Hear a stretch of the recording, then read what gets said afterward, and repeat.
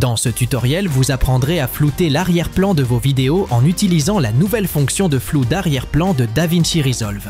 Beaucoup de gens n'utilisent pas correctement cette fonction. Restez jusqu'à la fin de la vidéo et vous découvrirez ce qu'ils font mal, afin d'éviter de faire la même erreur. Une fois que nous sommes sur la ligne de temps avec notre vidéo, la première étape est de nous rendre dans le module de couleur de DaVinci Resolve. Ensuite, nous ouvrirons le menu Effets. Nous rechercherons l'effet flou d'arrière-plan. Parfait. Nous sélectionnons l'effet et le glissons sur un nœud vide pour l'appliquer. C'est aussi simple que cela. Nous voyons que l'arrière-plan n'est pas encore flouté. Ne vous inquiétez pas, c'est tout à fait normal. D'abord, nous devons sélectionner la personne dans la vidéo. Ensuite, le flou sera appliqué à l'arrière-plan. Pour pouvoir sélectionner la personne, nous allons au menu Masque magique et cliquons sur cette icône ici. Avec l'icône du sélecteur avec le symbole plus activé, l'étape suivante est de sélectionner la partie de la vidéo que nous voulons garder nette. Dans ce cas, nous sélectionnerons la personne. Nous plaçons le curseur sur le moniteur, cliquons avec le bouton gauche et en maintenant enfoncé, sélectionnons toute la personne avec cette ligne bleue. Plus notre sélection est précise, mieux c'est, car cela permettra à DaVinci Resolve d'identifier clairement la zone où nous voulons créer le masque. Parfait. Une fois que nous avons fini de peindre avec cette ligne bleue, je recommande d'activer le mode « Basculer les commandes de masque ». Cela nous permet de vérifier si nous avons correctement sélectionné la personne, car cela mettra toute la sélection en rouge. Je recommande également de changer le réglage de vitesse à qualité. Cela améliorera notablement le masque, rendant la sélection beaucoup plus précise. Génial! Maintenant que nous avons le masque mis en évidence en rouge, l'étape suivante est de vérifier soigneusement la sélection pour nous assurer qu'il n'y a pas d'erreur. Dans cette zone ici, nous pouvons voir qu'il a sélectionné une petite partie de l'arrière-plan, et aussi ce petit espace qui existe entre le bras et la personne. Nous devons éliminer ces deux parties de la sélection. Pour ce faire, nous activerons l'icône du sélecteur avec le symbole - et procéderons à éliminer ces parties incorrectes. Cliquons avec le bouton gauche et sélectionnons les parties que nous voulons éliminer avec cette ligne rouge. Voilà, nous avons terminé avec la sélection de la personne et nous avons un masque parfait. Cependant, nous avons seulement créé le masque sur un seul photogramme de la vidéo. C'est-à-dire, si nous changeons de photogramme, nous pouvons voir que le masque disparaît. Il est nécessaire de réaliser le suivi de mouvement pour que le masque reste pendant toute la vidéo. Faire le suivi de mouvement est très facile. Il suffit de cliquer sur cette icône avec deux flèches. Et le masque magique fera tout le suivi automatiquement. Une fois terminé, nous n'avons plus rien à faire dans le menu « Masque magique ». Donc nous pouvons désactiver l'option « Basculer les commandes de masque » pour que la personne n'apparaisse pas soulignée en rouge. Peut-être que vous ne l'avez pas remarqué, mais au moment où nous avons fait le masque de la personne, l'effet de flou a été appliqué à l'arrière-plan. Si j'active et désactive l'effet flou d'arrière-plan, vous pourrez voir clairement comment l'arrière-plan devient flou. Dans l'onglet Effets, nous pouvons augmenter ou diminuer la quantité de flou. Je ne recommande pas de l'augmenter au maximum, car cela devient très exagéré. Une valeur entre 0,4 et 0,8 est généralement bien. En plus d'ajuster le flou, vous avez également l'option de diminuer la saturation de la zone floue. Dans l'option Coloriser, vous pouvez donner une teinte de couleur à l'arrière-plan flou. Vous pouvez choisir la couleur à votre goût. Bien. Ces trois options sont très simples. Maintenant, voici la partie vraiment intéressante. Avez-vous entendu parler des lentilles anamorphiques? Les lentilles anamorphiques nous offrent cet aspect cinématographique que tant recherche avec les petites lumières horizontales, et ce flou si caractéristique. Le seul problème est que, avec l'effet flou d'arrière-plan, c'est-à-dire que nous pouvons appliquer une distorsion au flou pour émuler l'aspect caractéristique de ces lentilles. Faire cela est très simple.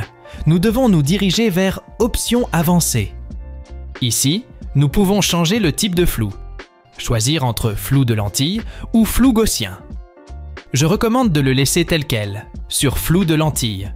Pour émuler le style de flou anamorphique, nous avons une option appelée Anamorphisme. Si nous augmentons la valeur de anamorphisme, cela nous appliquera une distorsion horizontale au flou. Le flou des lentilles anamorphiques a généralement une distorsion verticale. Voyez-vous comment les ovales de lumière s'allongent verticalement? Pour imiter ce type de flou, voici ce que je fais. nous diminuons la valeur de anamorphisme au minimum, à 0,2. Et maintenant, nous augmentons encore plus le niveau de flou. Et nous avons notre lentille anamorphique gratuite. Bon, pour 300 $, qui est le coût de DaVinci Resolve Studio. Vous souvenez-vous qu'au début de la vidéo, j'ai mentionné que beaucoup de personnes utilisent l'effet flou d'arrière-plan incorrectement? Maintenant, je vais vous montrer à quoi je faisais spécifiquement référence. Pour que vous puissiez mieux l'apprécier, nous allons utiliser cet autre exemple de vidéo. Dans cette vidéo, j'ai déjà appliqué l'effet flou d'arrière-plan. À première vue, il peut sembler correct. La femme apparaît nette et le fond est flou. Mais ce flou de fond est mal fait. Nous avions la femme au centre, et elle apparaissait nette, bien. Mais juste à côté, à la même distance, nous avons ce mur avec des étagères et des livres. Ces étagères sont juste à côté, elles ne sont pas en arrière-plan, donc elles doivent également apparaître nettes.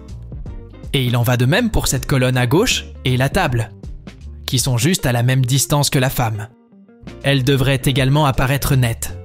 Cependant, en appliquant l'effet flou de fond, tout ce que nous obtenons est que la personne soit nette et que tout le reste soit flou. Ce n'est pas ainsi que fonctionne la profondeur de champ. C'est pourquoi j'ai décidé d'inclure cet autre exemple dans le tutoriel, pour apprendre à utiliser correctement l'effet dans ce type de situation. Nous avons déjà sélectionné la personne avec la fonction masque magique. Maintenant, nous devons sélectionner la colonne et la table à gauche et aussi le mur à droite. Pouvons-nous sélectionner 3 éléments simultanément avec le masque magique? Allons le découvrir. Pour ajouter la colonne et la table, nous ferons un clic gauche au-dessus du moniteur avec le sélecteur du symbole plus, exactement comme nous l'avons fait dans l'exemple précédent. Nous sélectionnons bien toute la zone avec cette ligne bleue. Parfait. Il semble que pour l'instant, il a correctement sélectionné. Activons la fonction « Basculer les commandes de masque » pour mettre en évidence toute notre sélection en rouge. Génial, il ne reste plus qu'à sélectionner le mur à droite. Voilà, c'est fait. Il semble qu'il a sélectionné certaines parties du fond comme si elles faisaient partie du mur. Pour éliminer ces zones incorrectes, cliquons sur le sélecteur avec le symbole « moins ». Puis sélectionnons la zone que nous voulons effacer. Bien, l'heure de vérité est arrivée. Voyons si le masque magique est capable de suivre 3 zones différentes en même temps. Cliquons sur l'icône avec les 2 flèches pour commencer le suivi. Il semble que le masque magique suit les 3 zones de manière très correcte, sans presque d'erreur. Le seul défaut que je vois est cette zone du fond ici, mais la corriger est très facile.